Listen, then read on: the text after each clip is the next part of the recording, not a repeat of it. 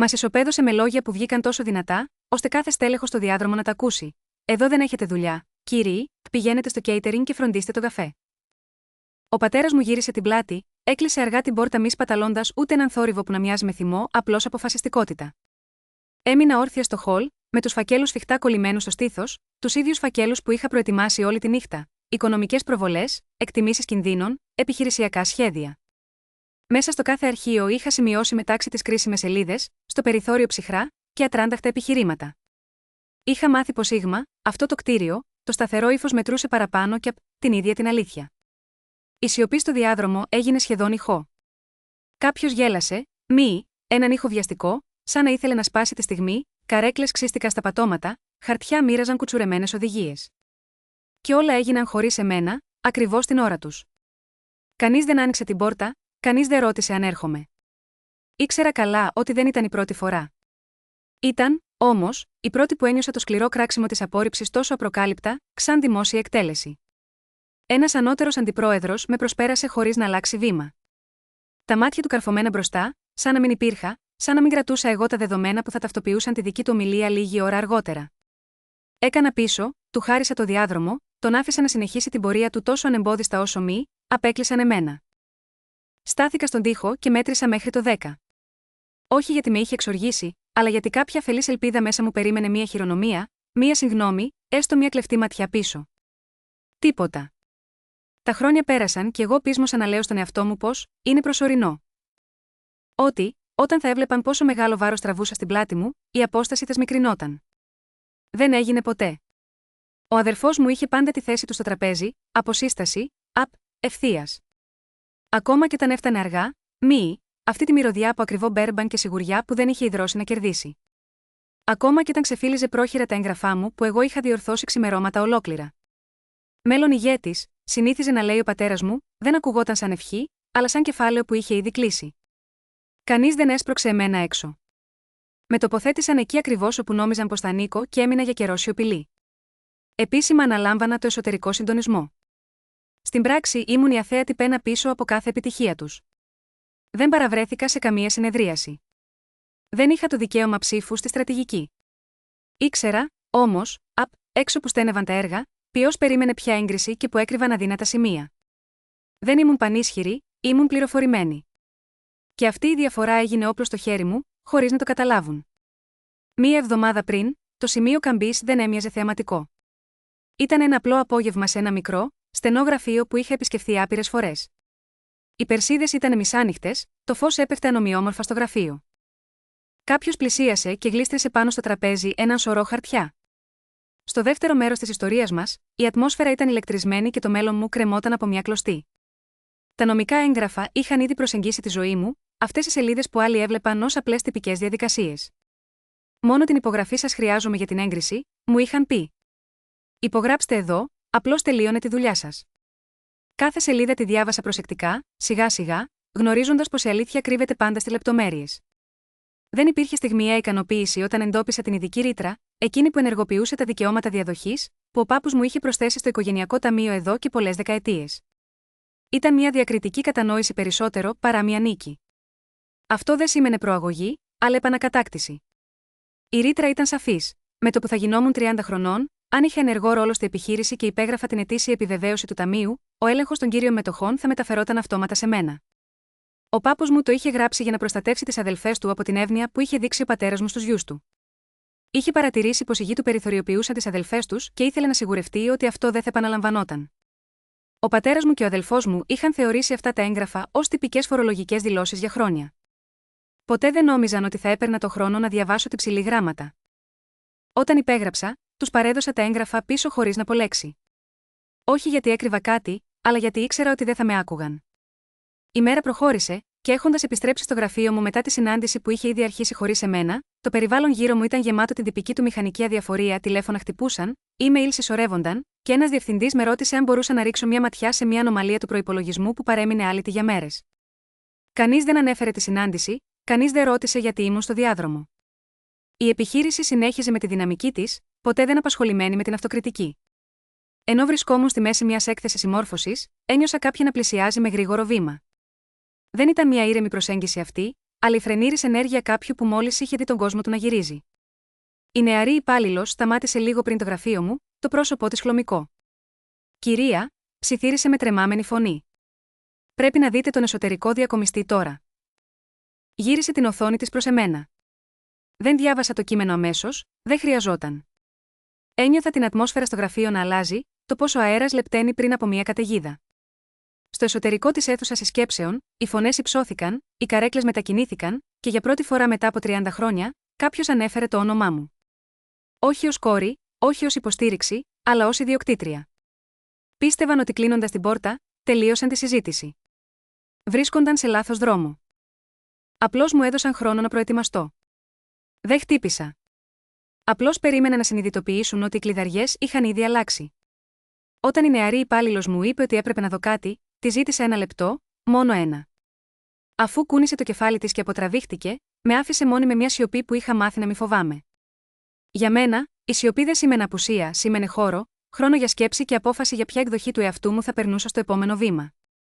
Οι άνθρωποι συχνά ρωτούν γιατί δεν αντέδρασαν νωρίτερα.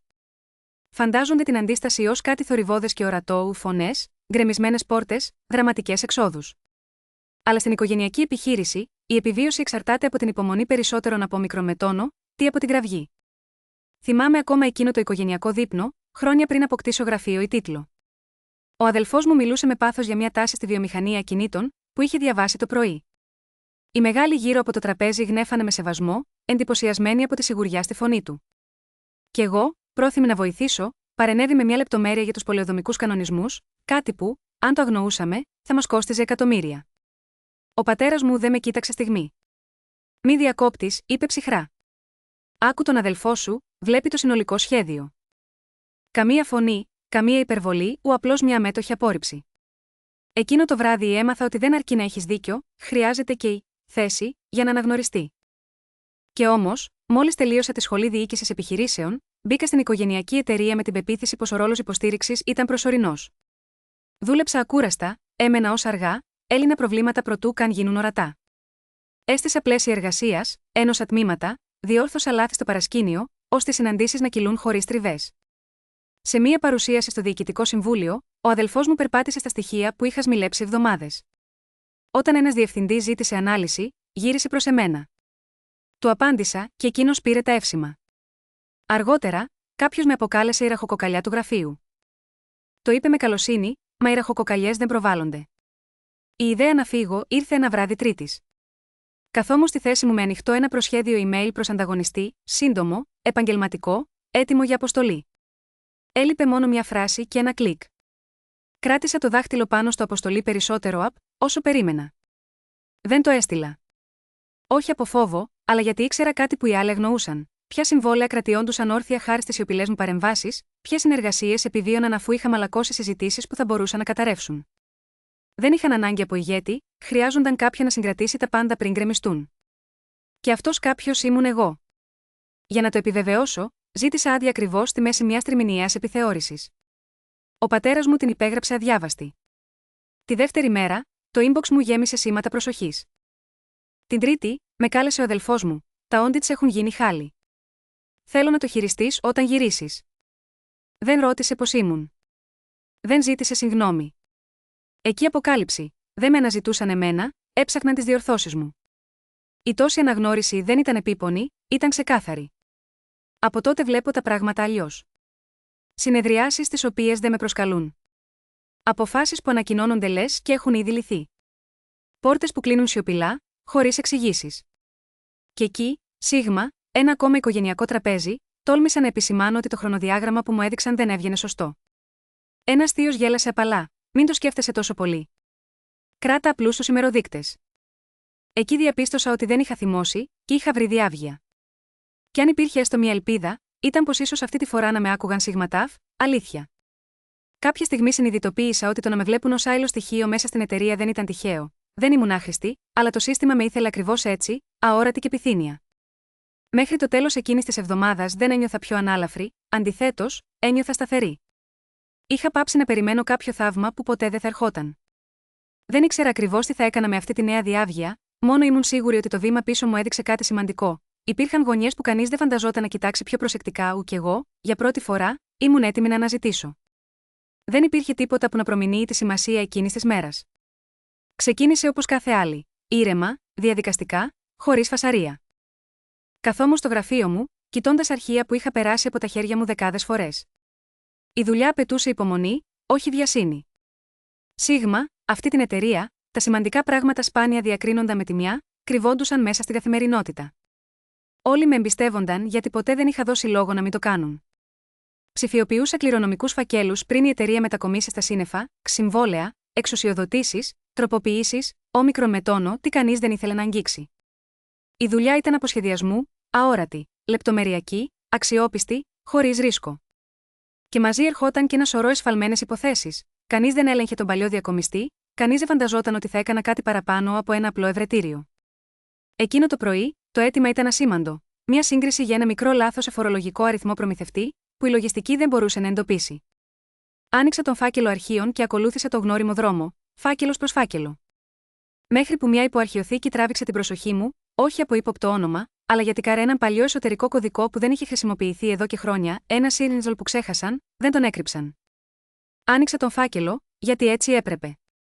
Μέσα βρήκα πολλαπλές εκδόσεις εξουσιοδοτήσεων εμβασμάτων και συμφωνίες συνεργασίας, ταξινομημένες κατά χρονολογία, χωρίς καμία επεξήγηση. Δεν αισθάνθηκα πανικό, ήταν συνήθεια. Σύγκρινα ημερομηνίες, έλεγχα μπλοκ υπογραφών, ταυτοποιούσα ονόματα εταιριών, όπως πάντα. Ώσπου, στην πρώτη ματιά, κάτι δεν τέριαζε. Μια ημερομηνία που έσπαγε την αλληλουχία των εγκρίσεων, μια υπογραφή σε θέση όπου ήξερα πως απαιτούνταν άλλη εξουσία. Το πιο αποκαλυπτικό, το όνομα της εταιρείας άλλαζε διακριτικά από γνωστή θυγατρική σε μια offshore εταιρεία διαχείρισης με σχεδόν πανομοιότυπο όνομα, όχι λάθος αρκετά σοβαρό για να ξεκινήσει η έρευνα, αλλά αρκετά διαφορετικό ώστε να αποσπάται σιωπηλά κεφάλαιο. Σήμανα τη σελίδα και προχώρησα σαν να μην έγινε τίποτα, από μόνο του, ένα λάθος δεν ήταν απόδειξη. Όμως αυτές οι λεπτομέρειες δεν έσβησαν από το μυαλό μου. Τις επόμενες μέρες, κάτω από τη σκεπή της συνήθειας, επέστρεφα στον ίδιο φάκελο. Έκανα αντίστροφη πορεία μέσα από εκδόσεις, μία-μία. Σιγά-σιγά ξεφύτρωσαν μοτίβα, ονόματα που έβγαιναν από πρώτα προσχέδια και χάνοντας τα τελικά έγγραφα, οικονομικές υποχρεώσεις που μετακινούνταν χωρίς απόφαση διοικητικού συμβουλίου, εξουσίες που άλλαζαν σε στημένους μετασχηματισμούς χωρίς κανένα αποδεικτικό εγγράφων. Δεν ήταν λάθος, ήταν μέθοδος. Δεν χρειαζόμουν δραματικές λέξεις για να την περιγράψω. Η επανάληψη έλεγε όλη την αλήθεια. Μια σιωπηλή συνωμοσία μέσα στις άχαρες διαδικασίες, όπου η μικρολεπτομέρεια γινόταν το πιο δυνατό όπλο. Καθόμουν αναπαυτικά στην καρέκλα μου, χωρίς έκπληξη και χωρίς θυμό. Αντιθέτως, ένιωθα απόλυτα σαφές ότι αυτό το σύστημα, χτισμένο σιγά-σιγά από ανθρώπους που πίστευαν πως κανείς δεν τα κοίταζε προσεκτικά, ήταν ακριβώς το μονοπάτι που είχα διασχίσει εδώ και καιρό. Μια δομή που βασιζόταν στην πεποίθηση ότι το προσωπικό υποστήριξης απλώς τρέχει διαδικασίες, χωρίς να αναλύει, χωρίς να θυμάται. Σε εκείνη τη στιγμή κατάλαβα πως η παρατήρηση χωρίς προετοιμασία ήταν αδυναμία. Το να βλέπεις δεν αρκεί, πρέπει να ετοιμάζεσαι. Έτσι, άρχισα αθόρυβα να συλλέγω την πραγματικότητα γύρω μου. Δεν έχω εμπιστευτεί ούτε ένα αρχείο στο κοινό drive της εταιρείας. Κάθε μεσημέρι, στις διαλύματα, μεταφέρω αντίγραφα στο προσωπικό μου φορητό υπολογιστή προσεκτικά, για να μην πυροδοτήσω ειδοποιήσεις ασφαλείας. Σημειώνω σφραγίδες χρόνου, διατηρώ τις αρχικές διαδρομές των αρχείων, και όλα αυτά τα δημιουργώ αντίγραφα ασφαλείας σε έναν ιδιωτικό λογαριασμό cloud, εκτός των ρουτινών καθαρισμών της εταιρείας. Δεν αντιμετώπισα κανέναν ευθέως. Δεν υπέβαλα ερωτήσεις. Δεν επιζητούσα απαντήσεις, ου ήμουν σαφής για το τι χρειαζόμουν. Ετοιμότητα. Ήταν σαν να αγοράζεις ασφάλεια ζωής, δεν ένιωθα εκδίκηση, αλλά εξασφάλιση. Εδώ και χρόνια φόρτωνα εγώ τις συνέπειες αποφάσεων που δεν είχα πάρει, έσωζα καταστάσεις προτού καν παρουσιαστούν δημόσια. Αυτή τη φορά ήμουν σιδηρομέταλλο, αλόβητη από οποιαδήποτε αμυντική τρύπα. Μέχρι το τέλος της εβδομάδας, ο φάκελος, Legacy, παρέμενε ακριβώς εκεί που τον είχα βρει αμετάβλητος, αθέατος. Καμία συναγερμός, καμία ερώτηση. Η εταιρεία προχωρούσε, όπως πάντα. Βέβαιη, ανεξερεύνητη, αμέριμνη. Εγώ δεν τους αντελήφθηκα. Τους αρχιοθέτησα. Κι έτσι, για πρώτη φορά, η προετοιμασία μου έδωσε δύναμη. Ξαφνικά δεν ήμουν πια ο αθέατος γρανάζης που εξυπηρετεί το σύστημα, έγινε μεταβλητή. Το όνομά μου άρχισε να εμφανίζεται σε email ξανά, αλλά ποτέ για να με προσκαλέσουν. Ποτέ για να αναγνωρίσουν τη γνώμη μου. Αντί γαμαγιώτα, αυτό, απλώς προσαρμοζόταν στο περιβάλλον μου. Το πρώτο βήμα ήταν καθαρά διαδικαστικό. Εξαφανίστηκα από τις λίστες των κρίσιμων μηνυμάτων και των συσκέψεων που καθόριζαν τη στρατηγική. Στην ατζέντα μου έμπαιναν συναντήσεις 1-2 μέρες αφότου είχαν ήδη γίνει. Όταν ρώτησα τον αδελφό μου γιατί έλειπε η πρόσκληση, δεν κοίταξε ούτε ψηλά το κινητό του. Ήταν τελευταία στιγμή, μου είπε. Δεν ήθελα να γεμίσω το πρόγραμμα σου. Κανείς δεν παραδεχόταν ότι με άφηνε έξω. Κανείς δεν παραδεχόταν το μοτίβο. Ο κάθε παραλήψεως έμοιαζε ευγένεια μαζί, όμως, σχημάτιζαν μέθοδο.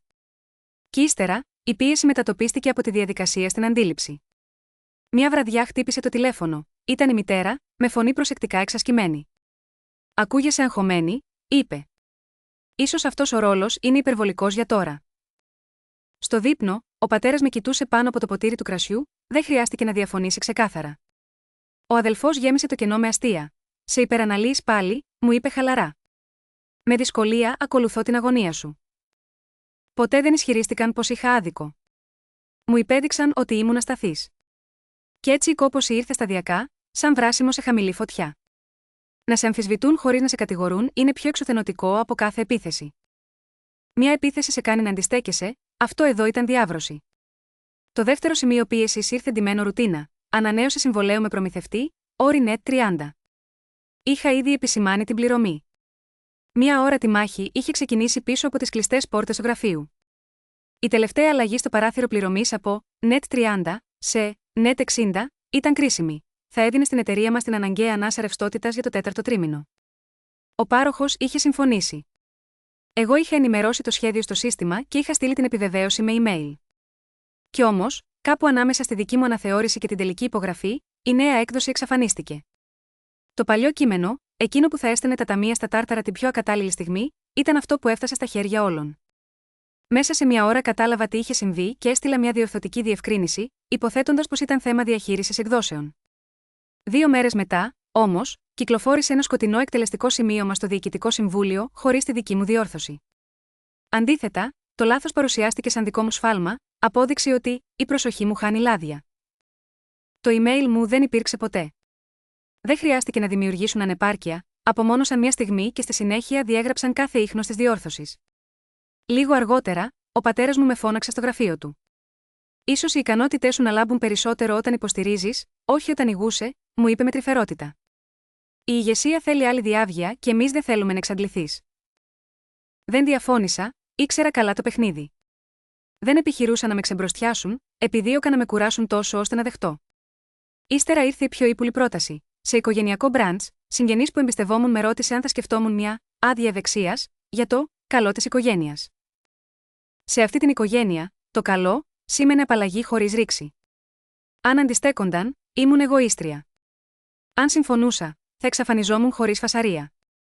Στο τραπέζι δεν απάντησα τίποτα. Το ίδιο βράδυ άνοιξα το προσωπικό μου δίσκο. Σταμάτησα να αντιδρώ και άρχισα να εξετάζω κάθε βήμα, με τα δεδομένα από το συμβόλαιο, άιντι χρηστών, χρονικές φραγίδες, διαδρομές αναθεώρησης. Κατέγραψα κάθε πρόσβαση που ανακλήθηκε, κάθε πρόσκληση σε σύσκεψη που στάλθηκε αφού αυτή είχε τελειώσει, κάθε περίπτωση όπου η διόρθωσή μου εξαφανίστηκε ανάμεσα στο σχέδιο και την υπογραφή. Η πίεση τους αποκάλυπτε τις δομικές αδυναμίες, προσπάθησαν να με λυγίσουν ήσυχα, αλλά ανέδειξαν τους τοίχους που ήδη ραγίζουν. Δεν περίμενα πια διορθώσεις ή συγγνώμες που δεν θα ερχόντουσαν ποτέ. Δεν επρόκειτο για επανάσταση, ήταν η λογική που αναδύθηκε όταν η ψευδαίσθηση εξανεμίστηκε από την εξάντληση. Ξύπνησα ένα πρωί και κατάλαβα πως δεν ανέμενα πια δίκαιη μεταχείριση, αποφάσιζα πόσο ορατή ήθελα να γίνω και σε ποιον. Το γραφείο είχε την ίδια όψη, τους ίδιους ρυθμούς, τις ίδιες συνήθειες. Μα η σχέση μου αυτό είχε αλλάξει. Δεν έψαχνα πια εγκρίσεις ή φοβόμουν απορρίψεις. Αξιολογούσα τη θέση μου, περίμενα να με καλέσω στο τραπέζι. Ήξερα πως έπρεπε να κάνω μια επιλογή και δεν σκόπευα να την αναβάλω. Δεν επιδίωξα θέαμα, ζήτησα ένα αρχείο που θα άντεχε την έρευνα, ντοκουμέντα που δεν βασίζονταν σε τόνο φωνής ή στη μνήμη κανενός. Αν περίμενα άδεια, τίποτα από όσα άξιζαν δεν θα γραφόταν, έπρεπε να είμαι διαυγής και αποφασιστική, ώστε η αλήθεια να επιβιώσει. Ήταν μια παρατήρηση που με οδήγησε να κάνω την πιο απλή κίνηση που είχα διαθέσιμη. Αντί να μιλήσω με κάποιον από την οικογένεια, με κάποιον που θα ήθελε να ισιώσουν τα πράγματα, χώρισε την οικογένεια από την επιχείρηση. Επικοινώνησα με έναν εξωτερικό δικηγόρο, ειδικό στη εταιρική διακυβέρνηση και την έκθεση μετόχων, έναν άνθρωπο που μου είχαν προτείνει χρόνια πριν, όταν τον χρειάζομαι νομική συμβουλή, φάνταζε ακόμη ως κάτι αφηρημένο. Η συνομιλία ήταν σύντομη. Δεν εξήγησα πώς ένιωθα, δεν αφηγήθηκα την οικογενειακή ιστορία. Του έστειλα ένα χρονολόγιο, με τα δεδομένα, παραποιημένα σχέδια συμβολέων και ένα αρχείο που κατέγραφε τη Revoked System Access. Έπειτα, περίμενα. Όταν μιλήσαμε πάλι, δεν βιάστηκε να με καθησυχάσει. Διαβάζοντας ήσυχα, με ρώτησε συγκεκριμένες ερωτήσεις για την εξουσία υπογραφής, τον έλεγχο εκδόσεων και τις αποφάσεις του δύο board. Εκείνη τη στιγμή, φάνηκε να σκέφτεται περισσότερο από όσο περίμενα. Αυτό δεν είναι απλώς εσωτερική τριβή, είπε προσεκτικά. Υπάρχει η έκθεση εδώ. Όχι απαραίτητα κακή πρόθεση, αλλά αρκετή ασυνέπεια για να έχει σημασία αν αρχίσουν να ρωτούν άλλοι. Δεν υποσχέθηκε αποτελέσματα, ούτε μίλησε για νίκες. Το αποκάλεσε θεμέλιο, και αυτή η λέξη με βάρινε περισσότερο από οποιαδήποτε βεβαιότητα. Για πρώτη φορά εδώ και εβδομάδες, άρχισα να νιώθω την αναπνοή μου να επιβραδύνει. Δεν φαντάζομαι πράγματα και δεν τα κουβαλούσα μόνη μου πια. Η επόμενη κίνησή μου ήταν μικρότερη, αλλά πιο ρυψοκίνδυνη. Έγραψα ένα σύντομο email προς το τμήμα ανθρώπινου δυναμικού και το νομικό τμήμα, χωρίς κατηγορίες, χωρίς συναισθηματική γλώσσα, μόνο ένα αίτημα για επίσημη διευκρίνηση του ρόλου μου, μια ενημερωμένη περιγραφή θέσης και μια περίληψη της τρέχουσας εξουσίας υπογραφής και λήψης αποφάσεων, όπως αντικατοπτρίζεται στην πολιτική της εταιρείας. Αναφέρθηκα στην αντίστοιχη ενότητα του εγχειριδίου εργαζομένων για τον προσδιορισμό ρόλου και ζήτησα επιβεβαίωση εντός 10 εργάσιμων ημερών. Το διάβασα 2 φορές, το έστειλα και το τύπωσα με κωδικό το δικηγόρο μου. Δεν συνέβη τίποτα αμέσως, καμία απάντηση, καμία αναγνώριση. Αλλά η ατμόσφαιρα είχε αλλάξει. Οι συζητήσεις σταμάτησαν όταν μπήκα στις αίθουσες και οι άνθρωποι με κοιτούσαν διαφορετικά, όχι εχθρικά, απλώς με προσοχή. Στο σπίτι, η οικογένειά μου απέφευγε το θέμα εντελώς. Στη δουλειά, ένιωθα την αναδίπλωση να συμβαίνει σε πραγματικό χρόνο. Δεν απάντησαν, αλλά προσαρμόστηκαν. Αυτή η σιωπή μου έλεγε περισσότερα από ότι μια απάντηση θα μπορούσε. Καθότι μάθαινα, η δύναμη δεν ανιχνεύεται πάντα με ηχηρές δηλώσεις. Κάποιες φορές, εμφανίζεται ως αναχεζατέισαν, κουράγιο ή όση ανάγκη να ξαναδιαβάσουν κάτι που παλιότερα το σκαρφάλωναν αδιάφορα. Δεν ακολούθησα, δεν διευκρίνησα, άφησα το email να μείνει αμετάβλητο, αναπάντητο, με σφραγίδα χρόνου. Αυτό δεν είχε να κάνει με το να πιέσω για μια αντίδραση, είχε να κάνει με τη θέση. Είχα βάλει ένα κομμάτι στη σκακέρα και αποσύρθηκα. Οτιδήποτε και αν έκανα στη συνέχεια, να το αγνοήσουν, να το κλιμακώσουν ή να προσπαθήσουν να το θαυτούν, θα δημιουργούσε ένα αρχείο. Μέχρι το τέλος της εβδομάδας, τίποτα δεν είχε λυθεί, αλλά τίποτα δεν ήταν ίδιο. Η πρώτη μου κίνηση δεν ήταν θορυβώδης, ήταν αναστρέψιμη. Μετά την επίσημη αναφορά που έκανα στο τμήμα ανθρώπινου δυναμικού, δεν υπήρξε καμία έκρηξη. Καμία αντιπαράθεση, καμία κλειστή πόρτα. Το γραφείο ηρεμούσε σε μια εκδοχή ηρεμίας που σχεδόν φαινόταν κερδισμένη. Οι άνθρωποι εργάζονταν, οι συναντήσεις διατηρούνταν στο πρόγραμμα, και στο σπίτι οι συζητήσεις πήγαιναν σε ουδέτερα θέματα, σαν να μπορούσαμε να χωρίσουμε την ένταση από τους εαυτούς μας. Στο άλμα της μεταμόρφωσής μου, υπήρχε μια προσπάθεια να αφήσω πίσω μου αυτά που με πλήγωναν. Πίστευα ότι το χειρότερο είχε παρέλθει. Ωστόσο, υπήρχε κάποιος που δεν είχε ποτέ φωνάξει, δεν είχε πάρει θέση και ούτε με είχε αντιμετωπίσει σαν ένα διοικητικό εμπόδιο. Η Λίντα Μάρς, η εκτελεστική βοηθός του πατέρα μου, ήταν μοναδική σταθερά σε ένα περιβάλλον γεμάτο πολιτική σκακέρα και διαρκείς μεταβολές. Η Λίντα είχε ξεκινήσει στην εταιρεία την ίδια χρονιά που εγώ αποφοίτησα από το πανεπιστήμιο, και πλέον είχε συμπληρώσει σχεδόν 15 χρόνια στη θέση της. Γνώριζε που είχε τοποθετηθεί κάθε αρχείο, ποιους μέλη του Διοικητικού Συμβουλίου έπρεπε να κολακεύσεις και ποιους ήταν καλύτερο να αντιμετωπίσεις ευθέως. Ήξερε τα προγράμματα, τις προτιμήσεις και τους άγραφους κανόνες που καθόριζαν πώς γίνονταν πραγματικά τα πράγματα. Πιο σημαντικό από όλα, όμως, ήταν ότι πάντοτε ήταν ευγενική μαζί μου. Μικρές χειρονομίες ευγνωμοσύνης από μέρους της, που κανείς άλλος δεν έκανε.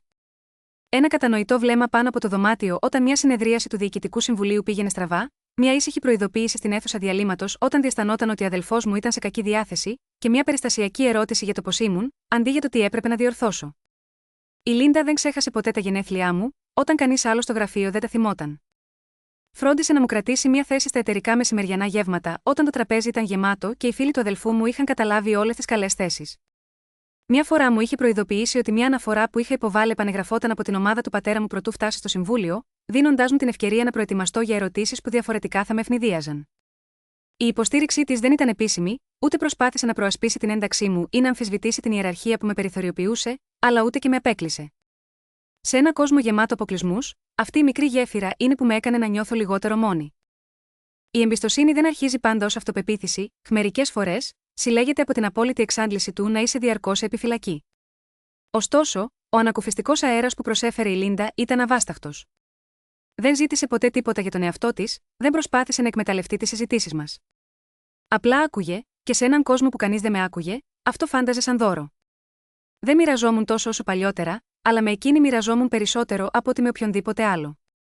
Όχι στρατηγικές, ούτε νομικές τακτικές, αλλά τον θεσμικό πλαίσιο και το λόγο πίσω από τις κινήσεις μου. Της μίλησα για την απογοήτευσή μου με τις αποφάσεις που λαμβάνονταν χωρίς τη συμμετοχή μου, της εξήγησα τα μοτίβα που είχα παρατηρήσει σχετικά με την περιθωριοποίηση της δουλειάς μου.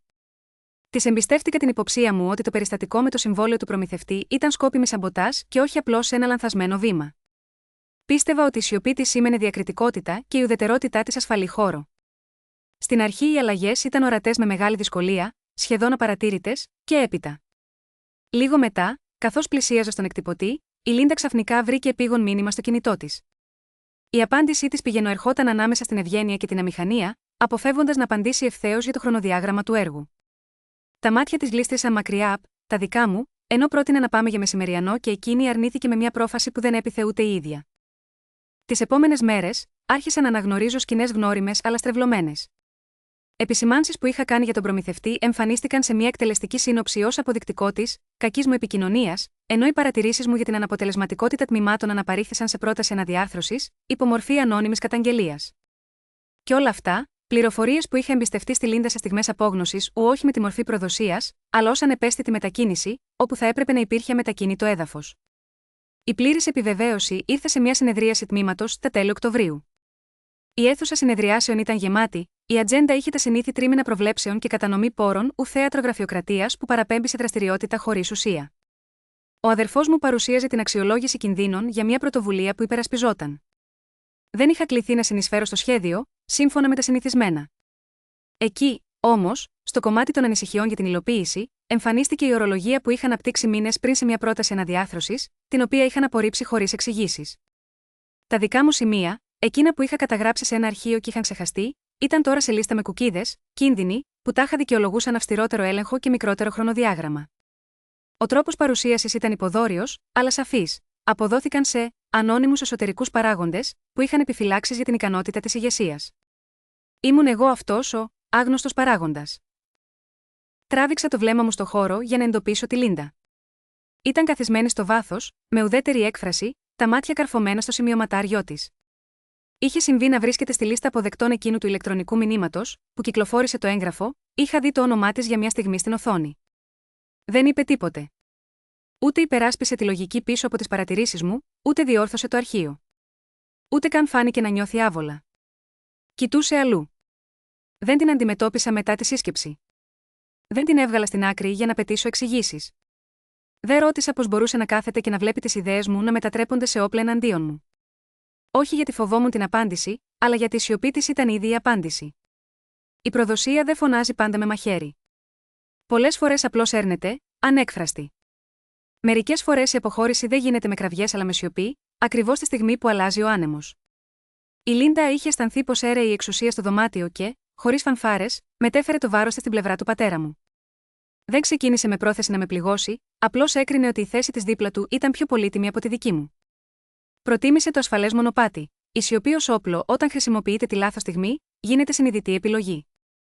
Δεν με ξάφνιασε το σοκ της προδοσίας, το είχα προβλέψει, το είχα προετοιμάσει στο πίσω μέρος του μυαλού μου, ακόμα και όταν έλεγα στον εαυτό μου ότι η Λίντα ήταν διαφορετική.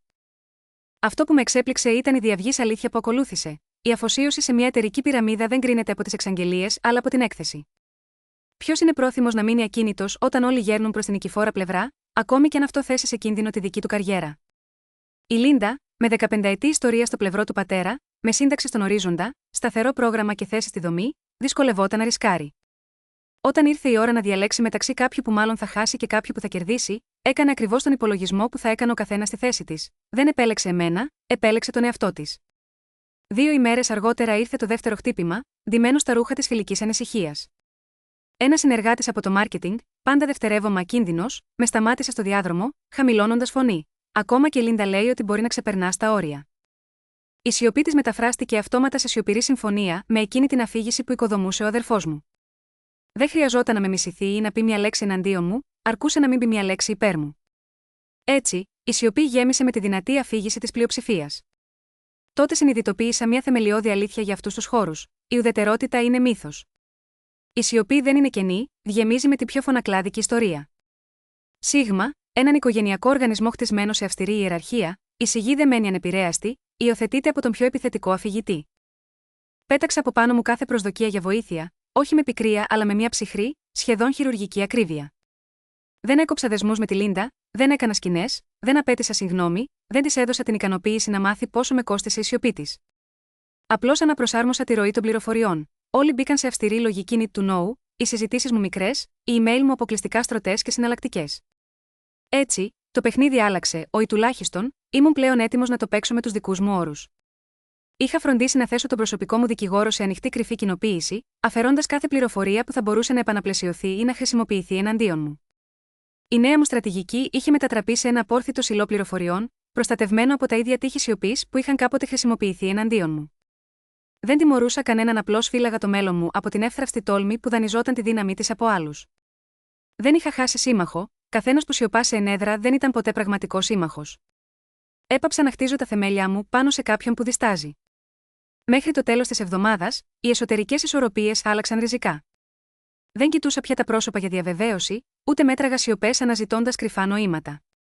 Δεν περίμενα κανένα να με υπερασπιστεί, να επιβεβαιώσει τους φόβους μου ή να μου πει ότι δεν ήμουν μόνη. Η προδοσία δεν έσπασε το πνεύμα μου, αντίθετα, καθάρισε τον χώρο γύρω μου. Μου αποκάλυψε ξεκάθαρα σε ποιους μπορούσα να έχω εμπιστοσύνη και σε ποιους όχι. Επιβεβαίωσε αυτό που θα έπρεπε να ήξερα από την αρχή. Σε αυτό το κτίριο, ήμουν η μόνη εγγυήτρια της δικής μου αφοσίωσης. Από εκεί κι ύστερα, άρχισα να σχεδιάζω αποτελέσματα, όχι υποστήριξη. Όταν η σιωπή στράφηκε εναντίον μου, ανακάλυψα τη στρατηγική αξία της λακωνικότητας.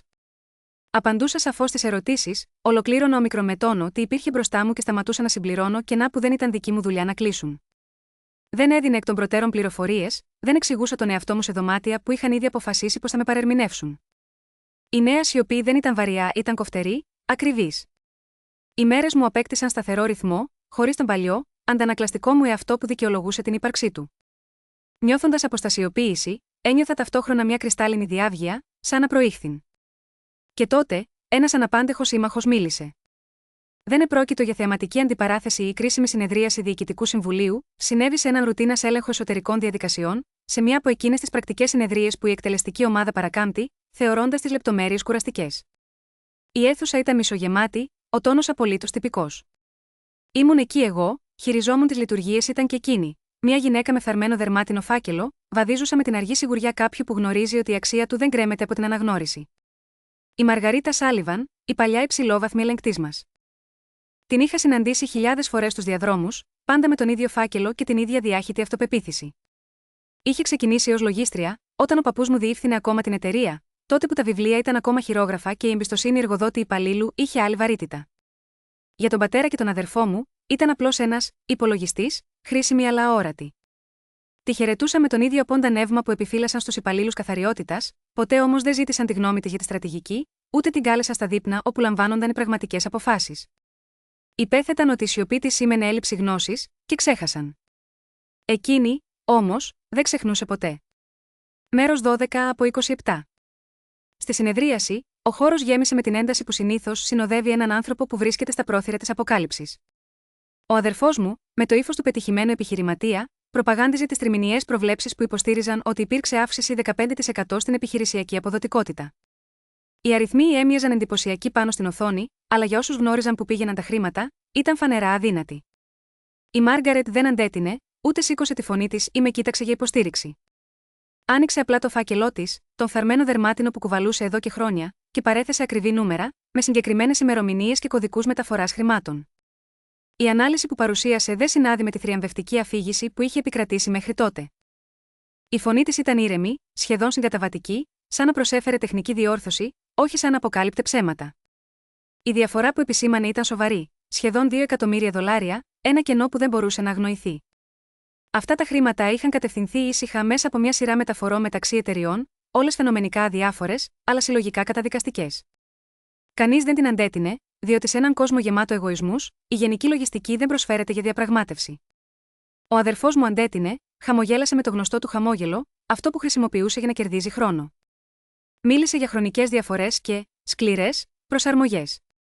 Η Μάργαρετ, ωστόσο, έβαλε έναν ακόμη φάκελο πάνω στο τραπέζι, συνοψίζοντας τις χρονικές διαφορές που είχε αναφέρει, αποδεικνύοντας ότι είχαν ήδη ληφθεί υπόψη στην αρχική αντιπαραβολή. Τα στοιχεία της ήταν αδιάψευστα. Η ατμόσφαιρα στη αίθουσα άλλαξε, μια αλλαγή που την ένιωσα σε κάθε κύτταρο. Η προσοχή δεν στράφηκε σε εμένα, αλλά στην πραγματικότητα, μια πραγματικότητα που δεν μπορούσε να παραγνωριστεί. Δεν χαμογέλασα, ούτε την κοίταξα. Γνωρίζοντας ότι το να σε διαπιστώνει το σωστό άτομο ήταν καλύτερο από το να σε χειροκροτούν οι λάθος. Αργότερα το απόγευμα, η Μάργαρετ πλησίασε το γραφείο μου. Δεν πρόσφερε συγχαρητήρια ούτε ψιθύρους μυστικών. Με την αργή της κίνηση, έβαλε μπροστά μου μια εκτυπωμένη αναφορά συναλλαγών και περίμενε να σηκώσω το βλέμμα μου. Παρατήρησα κάποια πράγματα όλα αυτά τα χρόνια που δεν τέριαζα με τις αναφορές του Διοικητικού Συμβουλίου, είπε με ήρεμη φωνή. Τα πρότυπα αυτά ήταν αδιόρατα αρχικά, εύκολα να απορριφθούν ως γραφειοκρατικά σφάλματα ή τεχνικά προβλήματα, αλλά επαναλαμβάνονταν πάντα, προς την ίδια κατεύθυνση, ωφελώντας πάντα τους ίδιους λογαριασμούς. Στα μάτια της είδα μια έκφραση που γνώριζα καλά, την κούραση από την παρακολούθηση της κακοδιοίκησης και της αδυναμίας να μιλήσει. Ο παππούς σου ήταν καλός άνθρωπος, είπε. Δημιούργησε κάτι που άξιζε να προστατευτεί. Θεώρησα ότι μπορεί να χρειάζεσαι αυτή τη σκληρή αλήθεια. Κράτησα στα χέρια μου το αντίγραφο του αρχείου, ήταν η συναλλαγή που μου είχε στείλει η Μόργαριτ. Από τις εγγραφές φαινόταν η σκιώδης λογαριασμός που παρακολουθούσα εδώ και μήνες, από τότε που ανακάλυψα εκείνα τα αρχεία στον παλιό σερβερ. Αλλά εκείνη είχε προχωρήσει πολύ πιο πίσω. Τραβούσε ανομαλίες για σχεδόν 5 ολόκληρα χρόνια, πολύ πριν αρχίσω κι εγώ να ρίχνω μια ματιά. Και τώρα κατάλαβα, με περίμενε. Χρειαζόταν κάποιον που πραγματικά θα διάβαζε όσα είχε βρει. Δεν είχα κάνει λάθος, δεν ήμουν πια μόνος. Δεν μιλήσαμε για συμμαχία, δεν ορκιστήκαμε πίστη.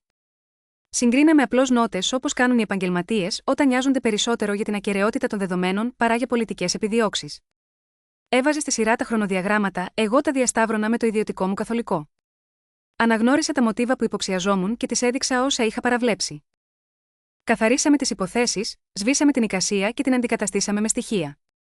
Δεν ακούστηκε κουβέντα για αντεκδίκηση, κανένα σχέδιο επίθεσης. Μόνο η αργή, μεθοδική προετοιμασία. Αρνήθηκα να την εκθέσω στο φως της δημοσιότητας, όχι επειδή το ζήτησε εκείνη, αλλά επειδή ήξερα τον κίνδυνο. Είχε σύνταξη που εξαρτιόταν από τη συνέχεια της εταιρείας, ζωή προγραμματισμένη σε ρουτίνα δεκαετιών. Αν τη φανέρωνα, θα γινόταν στόχος. Είχα δει πως αντιμετωπίζει αυτή η οικογένεια όσους γίνονται μπελάς. Δεν χρειαζόμουν ασπίδα, χρειαζόμουν μάρτυρα. Κάποιον με αρχεία που θα επιβεβαίωναν τα δικά μου αν έφτανε η στιγμή να τα παρουσιάσω. Κάποιον των δεκαετιών αξιοπιστίας, που δεν θα πεταγόταν σαν μπερδεμένη κόρη που χάνει τη γη κάτω από τα πόδια της. Πριν φύγει, η Μόργαριτ σταμάτησε στην πόρτα. Ο παππούς σου μιλούσε για σένα, είπε, σαν να μην περίμενε απάντηση.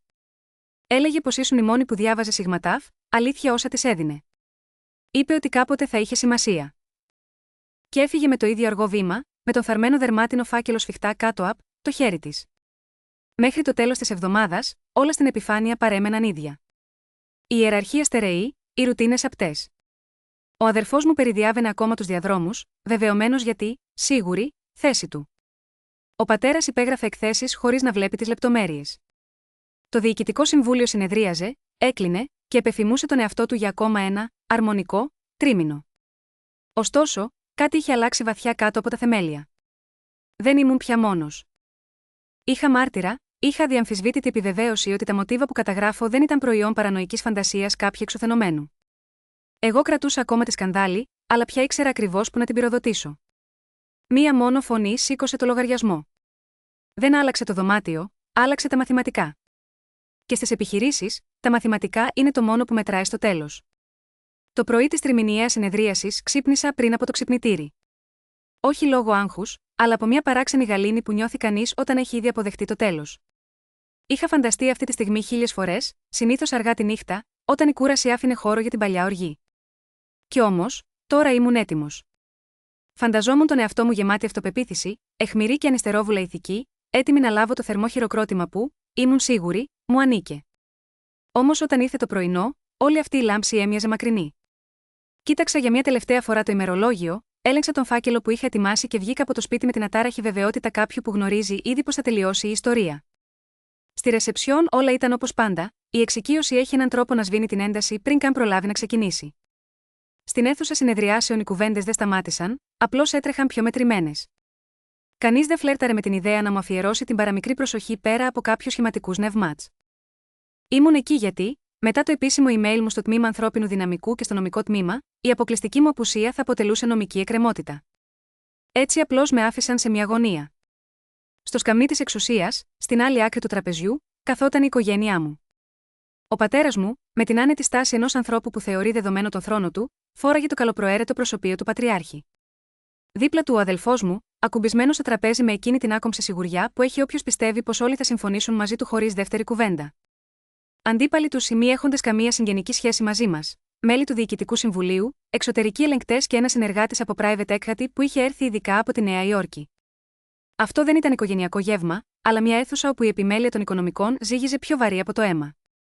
Οι αναφορές κύλησαν με προγραμματισμένη ταχύτητα. Ενημερώσεις τρίτου τριμήνου, προβλέψεις αγοράς, δείκτες που όλοι είχαν συνηθίσει. Δεν άνοιξα καν σημειωματάριο, ήξερα ήδη τι επρόκειτο να υποθεί. Όταν φτάσαμε στο σημείο τη λειτουργική αναπροσαρμογή, μια τυπική αξιολόγηση που στην πραγματικότητα έκρυβε τις αποκλίσεις που είχα ανακαλύψει, ένιωσα τη διπλανή θέση να φεύγει από κάτω μου. Δεν ήταν η ασφάλεια, αλλά η βεβαιότητα που υποχώρησε. Περίμενα υπομονετικά εκείνη τη μικρή παύση, τη στιγμή που κάθε διευθυντής νομίζει πως η επιχειρηματολογία του έχει κατατεθεί άψογα. Τότε μίλησα. Δεν είμαι εδώ για να κατηγορήσω, είπα με σταθερή φωνή. Είμαι εδώ για να καταθέσω αποδεικτικά στοιχεία. Έσπρωξα αργά ένα λεπτό φάκελο στο τραπέζι, τόσο ώστε να φτάνει στο χέρι του επικεφαλής ελεγκτή. Μέσα του δεν υπήρχαν θεωρίες ή υποθέσεις, αλλά ημερομηνίες, εκδόσεις εγγράφων και κωδικοί τραπεζικών μεταφορών, όλα στοιχειοθετημένα για να αναδείξουν το σκαμμένο μονοπάτι της υπεξαίρεσης.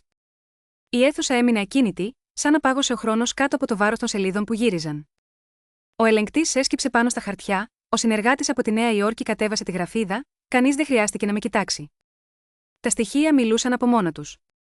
Οι ερωτήσεις που ακολούθησαν δεν θύμιζαν τις χοντροκομμένες αμυντικές απαντήσεις του πατέρα μου ή τα κενά επιχειρήματα του αδελφού μου. Ήταν θεόσταλτα λεπτομερή και επικίνδυνα αιχμηρά. Ποιος ενέκρινε την τροποποίηση της ρήτρας υποχρεώσεων?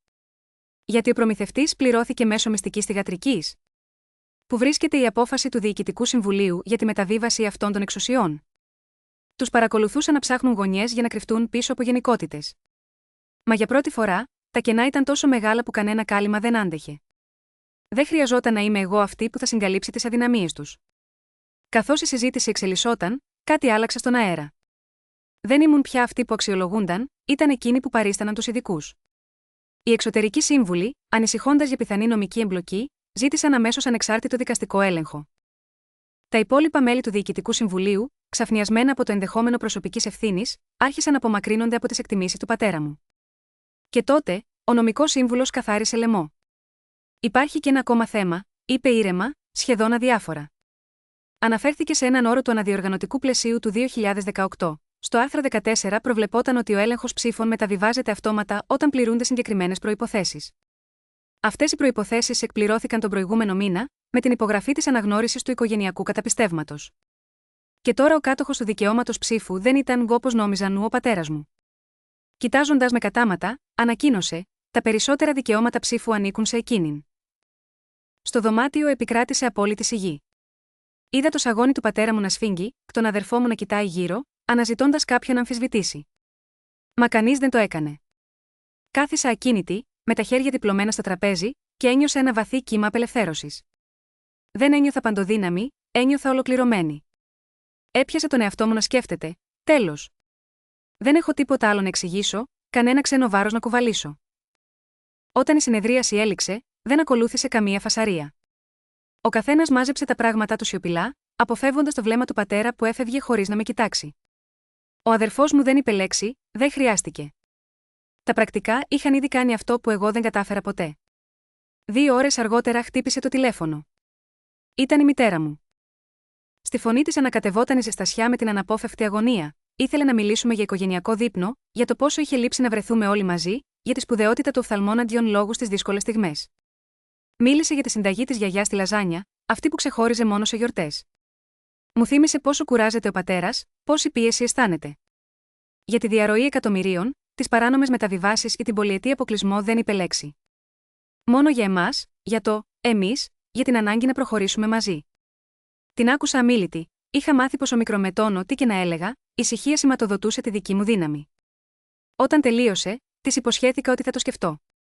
Δεν ξέσπασα σε κλάματα ούτε ένιωσα την οργή που περίμενα. Αντίθετα, με τύλιξε μια κατανίκητη κόπωση και συνειδητοποίηση ότι, ακόμα και μετά όσα είχαν συμβεί σίγμα, εκείνη τη σκοτεινή συνεδρίαση στο Διοικητικό Συμβούλιο, η πρώτη αντίδραση της μητέρας μου ήταν υπερασπιστεί τον πατέρα μου. Να σβήσει την ένταση. Να ξεχάσει. Σαν να μπορούσε ένα οικογενειακό δείπνο να γιατρέψει πληγές που ανοίχτηκαν συστηματικά εδώ και χρόνια. Η δεύτερη κλίση ήρθε από τον αδερφό μου. Η φωνή του πιο κοφτή, επαγγελματική, σαν να συζητούσαμε συμφωνητικό συνεργασίας και όχι, αίμα νερό δεν γίνεται. Οι τελευταίες 30 κοινές μας χρονιές εξαφανίστηκαν με μια λέξη: μετάβαση. Συνεργασία, αμοιβαίο όφελος, σταθερότητα σε φάση οργανωτικής αλλαγής, εμπιστοσύνη μετόχων, αντίληψη της αγοράς, αμήλικτες ευθύνες προς το οικογενειακό φαντ. Καμία συγγνώμη. Καμία αναγνώριση των αποκλεισμών, της σαμποτάζ, των κλειστών θυρών, ούτε αναφορά στην παρουσίαση που μου έκλεψε, ούτε στην επιτυχία που μονοπόλησε, ούτε στις φορές που με κοίταζε σαν να ήμουν έπιπλο στο σαλόνι. Ήθελε απλώς να μάθει τι χρειαζόταν για να ρολάρουν όλο ομαλά, δηλαδή τι θα με έκανε να εξαφανιστώ διακριτικά. Του ζήτησα να μου στείλει επίσημη πρόταση, με όρους και χρονοδιαγράμματα. Εγγράφος. Η γραπτή δέσμευση μείωνε την απέτηση του σβησίματος μου. Κούνησε το τηλέφωνο και έκλεισε χωρίς αποχαιρετισμό. Εν τω μεταξύ, ο πατέρας μου έστειλε email. Μονόστιλο, αυστηρά επαγγελματικό, σαν να έγραφα σε εταίρο που συμπαθείς αλλά δεν μπορείς να χάσεις. Καμία πρόλογος, καμία ευγένεια, μόνο μια παράγραφος. Συνάντηση ένας προς ένας για να συζητήσουμε την πορεία προς τα εμπρός. Διατύπωση και την παταχτσίδικη, πορεία προς τα εμπρός, αντί για συγγνώμη ή παραδοχή σφάλματος, σαν το παρελθόν ήταν απλά ένας ενοχλητικός παρακαμπτήριος δρόμος. Διαβάσα το μήνυμα 3 φορές προτού το αφήσω στο inbox να οριμάσει, όλη τη νύχτα, όπως τόσα χρόνια άφηναν αυτή τα δικά μου ίχνη, τη φωνή μου, την παρουσία μου να αιωρούνται στον αέρα ανεξερεύνητα. Την επόμενη μέρα, ένα άγχος που με καταλάμβανε στο στομάχι, βρέθηκα ξανά στο γραφείο του πατέρα μου. Το ίδιο που πριν από 1 μήνα υπέγραψα εκείνα τα έγγραφα εμπιστοσύνης, χωρίς ποτέ να καταλάβω ακριβώς τι περιείχαν, όπου μου έδωσαν χαρτιά να υπογράψω χωρίς να δω ερώτημα, γνώμη ή σχόλιο δικό μου. Εκείνος ο χώρος έμοιαζε τώρα άλλος, ή ίσως εγώ τον αντίκριζα για πρώτη φορά σιγματάφ, αλήθεια. Πέρασα το κατόφλι και η πρώτη εικόνα που τράβηξε το βλέμμα μου ήταν ο τοίχος πίσω από το γραφείο του πατέρα μου. Ακριβά κορνιζαρισμένες φωτογραφίες, εκείνος δίπλα σε πολιτικούς, σε ισχυρούς επιχειρηματίες, πλάι σε διάσημους που αναγνώριζα μόνο από εξώφυλλα περιοδικών. Υπήρχε και ένα στιγμιότυπο με τον αδερφό μου σε κάποιο φιλανθρωπικό γκαλά, και οι δύο ντυμένοι με τούα, με εκείνο το αυτοπεποίθητο χαμόγελο των ανθρώπων που ποτέ δεν αμφισβητήθηκε η θέση τους. Μόνο εμένα δεν με είχε ποζάρει πουθενά, ούτε στον τοίχο, ούτε πάνω στο γραφείο, ούτε σε καμία γωνιά του δωματίου που είχε ξοδέψει 30 χρόνια χτίζοντας μια αυτοκρατορία από την εργασία ανθρώπων που αρνιόταν να βλέπει. Ήταν ήδη καθισμένος όταν μπήκα. Η στάση του είχε αλλάξει, πια δεν αναδίδει την πολυτέλεια που θυμόμουν, αλλά μια σύνεση σχεδόν στρατηγική. Δεν σηκώθηκε να με χαιρετήσει, δεν προσφέρθηκε με την τυπική, επιτηδευμένη στοργή που χάριζε συνήθως σε πελάτες και επενδυτές. Απλώς με κάλεσε με μια κίνηση στο ίδιο παλιό, άνετο κάθισμα απέναντί του, το ίδιο που καθόμουν παιδί, πάντα έτοιμη να ακούσω, μη, ενοχλείς. Καθόμουν χωρίς να περιμένω πρόσκληση. Πάνελ δεν χρειαζόμουν πια. Δεν θα προσποιηθώ ότι έτσι ήθελα να εξελιχθούν τα πράγματα, είπε με βλέμμα ήρεμο, με τη φωνή του να ζυγίζει κάθε λέξη σαν να φοβόταν πως μαγνητοφωνείται ακόμη και όταν δεν ήταν. Όμως βρισκόμαστε εδώ και πιστεύω πως και οι δύο γνωρίζουμε ότι δημόσια αντιπαράθεση δεν ωφελεί κανέναν. Σιώπησα, άφησα το κενό να απλωθεί ανάμεσά μας, εκεί που άλλοτε φωλιάζει η εξουσία του. Εκείνος μετακινήθηκε στην καρέκλα του, το σκάψιμο της σιωπής ήταν πιο αφόρητο για αυτόν παρά για μένα. Για χρόνια είχε μάθει να γεμίζει κενά, να κυριαρχεί στις συζητήσεις, να τις οδηγεί σε συμπεράσματα που είχε ήδη αποφασίσει. Τώρα η σιωπή τον είχε μετατρέψει από εργαλείο σε εχθρό. Τι θέλεις? Ένα πόστο στο Διοικητικό Συμβούλιο. Έναν τίτλο. Μπορούμε να το κανονίσουμε. Να αναδιαμορφώσουμε την ηγετική ομάδα ώστε να έχεις πιο εμφανή θέση. Δεν χρειάζεται να γίνει αντιπαράθεση. Άπλωσε τα χέρια του σίγμα, ένα σήμα καλής πρόθεσης, σαν πατέρας που προσφέρει στην κόρη του ένα δώρο για το οποίο θα έπρεπε να νιώθει ευγνώμων. Μου έδινε μια θέση στο τραπέζι του, ένα τίτλο που θα μπορούσε να αφαιρέσει, μια ορατότητα που εξαρτιόταν από την καλή του θέληση. Τον κοίταξα για πολλή ώρα. Αυτή ήταν η συζήτηση που ονειρευόμουν χρόνια. Η στιγμή που θα με έβλεπε επιτέλους ως ισότιμο συνομιλητή, όχι ως κάποιον άβουλο υφιστάμενο. Μα όταν ήρθε, κατάλαβα πως είχα αλλάξει κι εγώ. Η πείνα για την έγκρισή του, η απελπισμένη ελπίδα ότι κάποτε θα αναγνωρίσει την αξία μου, είχε πια εξατμιστεί. Δεν ήθελα την αναγνώριση του πια.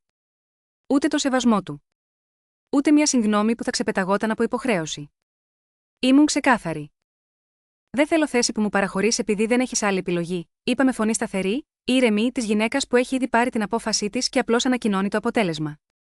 Θέλω.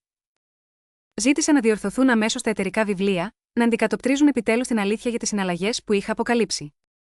Θέλω επίσημη αναγνώριση των δικαιωμάτων ψήφου μου στην επόμενη τυπική συνεδρίαση του Διοικητικού Συμβουλίου και μια δομή διακυβέρνησης που να αποκλείει στο μέλλον κάθε τέτοια χειραγώγηση. Εκείνος μου κοίταξε για μια στιγμή με ένα βλέμμα που δεν είχα ξαναδεί ποτέ. Πραγματική έκπληξη. Προσδοκούσε πως θα πάω να διαπραγματευτώ για τίτλους, για χρήμα, για συμβολικές προβιβαστικές θέσεις που εκείνος θεωρούσε σημαντικές. Δεν περίμενε να ζητήσω κάτι που θα τον υποχρέωνε να αλλάξει ριζικά τον τρόπο που λειτουργούσε ολόκληρη η εταιρεία. «Μιλάς για πλήρη ανακατανομή εξουσιών», είπε με νευρική ένταση στη φωνή του. Ήταν η φωνή ενός άντρα που αισθανόταν πως χάλαγε το σενάριο της διαπραγμάτευσης που είχε καλά προετοιμάσει. «Μιλάω για διαφάνεια», απάντησα. «Για κάτι που η εταιρεία μας απέφευγε με κάθε κόστος εδώ και όσα χρόνια θυμάμαι». Το επόμενο μισάωρο ήταν μία ανηλεής μάχη. Αντιστάθηκε σε κάθε σημείο, υποβάθμισε τις διαφορές που είχε εντοπίσει, τις χαρακτήρισε τυπικές λογιστικές αστοχίες που εμφανίζονται σε κάθε μεγάλη επιχείρηση. Ισχυρίστηκε πως υπερενεργούσα, πως δεν καταλάβαινα απλώς το πόσο περίπλοκο είναι να διαχειρίζεσαι ταμειακές ροές σε τόσες θυγατρικές. Δοκίμασε κάθε τακτική. Υπογράμμισε την έλλειψη της δικής μου επίσημης ηγετικής εμπειρίας, ισχυρίστηκε ότι δεν δικαιούμαι να απαιτώ τέτοιες αλλαγές σε οργανισμό που δεν είχα ουδέποτε διευθύνει. Έπαιξε το χαρτί της ενοχής. Αναφέρθηκε στη μητέρα μου, στη γιαγιά μου, πόσο θα στενοχωρούνταν που βλέπουν την οικογένεια να διαφωνεί με τέτοιο τρόπο. Και μίλησε για τους εργαζομένους, εκατοντάδες άνθρωποι που εξαρτώνται από τη σταθερότητα της εταιρείας, πως θα ήταν άτοπο να ταράξουμε τα νερά μέσα σε κρίσιμη φάση ανάπτυξης. Στο τέλος προσπάθησε και την παλιά, δοκιμασμένη μέθοδο του εκφοβισμού. Έχω συμμάχους στο ΔΣ. Δικαιώματα ψήφου δεν σημαίνουν έλεγχο λειτουργιών, δεν ξέρεις τις σχέσεις και την εμπειρία που απαιτείται για να τρέξεις εταιρεία. Μου είπε πως μπορεί να κερδίσω αυτή τη μάχη, αλλά να χάσω τον πόλεμο.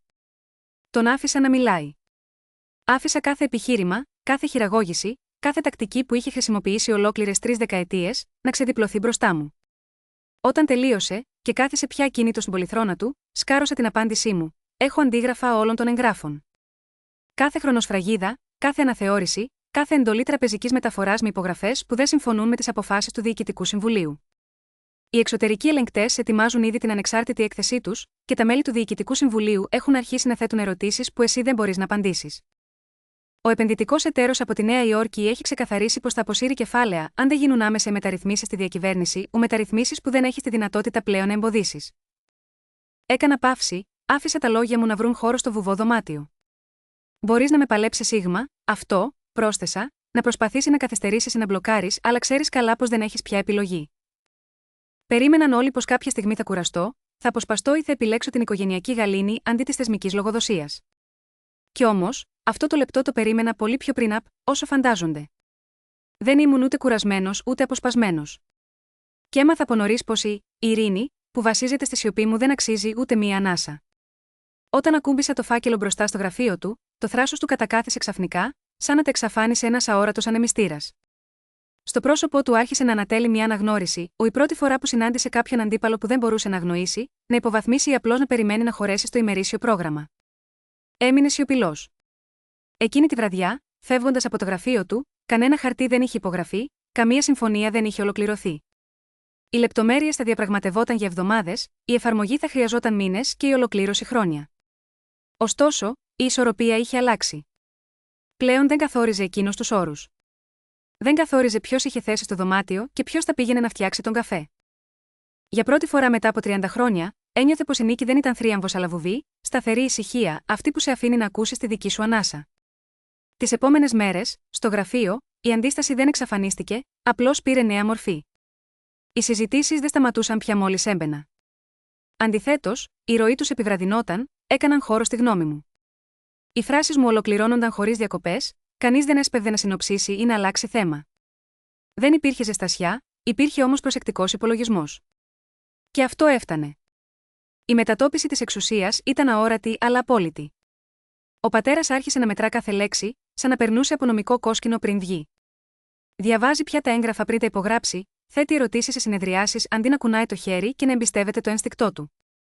Δεν με αμφισβήτησε, όμως ούτε και ζήτησε συγγνώμη.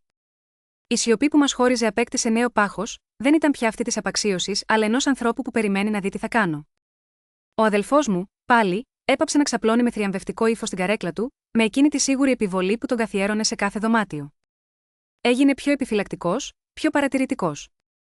Ξεκίνησε να με ρωτάει σοβαρά πράγματα, σαν να κατάλαβε πως η επιβίωσή του εξαρτάται από την ικανότητα και τη θετική μου διάθεση. Ζήτησε τη γνώμη μου για τους προμηθευτές, ρώτησε πως βλέπω τις προσλήψεις, άρχισε να με βάζει σε αλληλογραφίες που πριν από ένα μήνα θα μου έκρυβε. Παρατηρούσα όλα αυτά από το μάτι του κυκλώνα, χωρίς να αντιδρώ πια.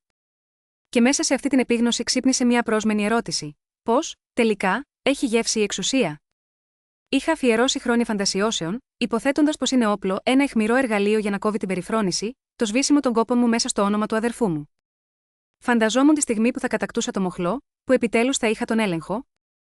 Μετά τη συνεδρίαση του Διοικητικού Συμβουλίου ένιωσα για πρώτη φορά την ισορροπία να γέρνει υπέρ μου. Κάτι βαθιά μέσα μου έλεγε ότι τώρα εγώ θα αποφάσιζα ποιοι θα έμεναν στο δωμάτιο και ποιοι θα έπρεπε να αποχωρήσουν. Η επιρροή που απέκτησα μέσω της κληρονομικής εμπιστοσύνης δεν απαιτούσε άμεση χρήση, περίμενε υπομονετικά, διαθέσιμη και έτοιμη να επιστρατευτεί όποτε το αποφάσιζα. 3 μέρες αργότερα, ένας σύμβουλος ονόματι Howard Price, ένας ειδικός που η εταιρεία εμπιστευόταν χρόνια για μεταβατικές φάσεις, ζήτησε ιδιωτική συνάντηση.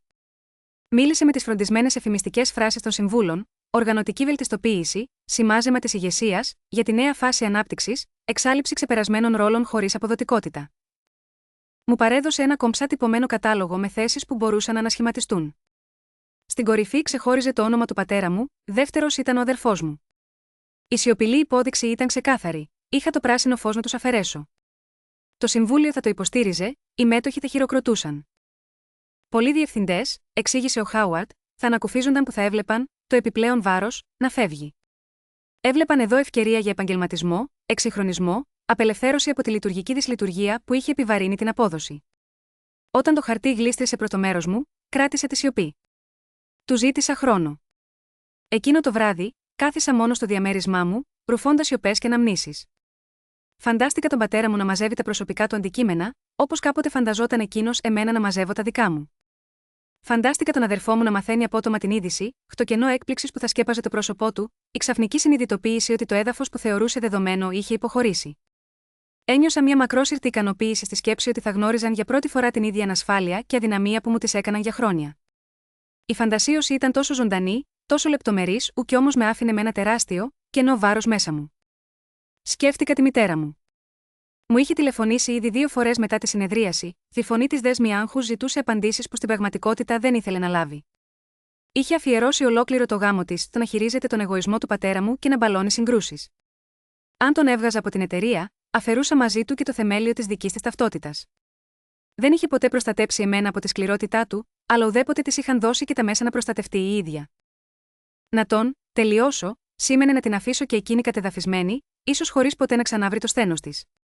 Και μετά, σκέφτηκα τους υπαλλήλους που είχαν περάσει δεκαετίες υπό τη διεύθυνση του πατέρα και του αδερφού μου, τις γραμματείς που έμαθαν να διαβάζουν τις διαθέσεις τους, τους διευθυντές που έκτισαν καριέρες προσμένοντας τις εντολές τους. Μια ανώτατη, καθαρή, θα δημιουργούσε κυματισμούς που δεν μπορούσα να προβλέψω.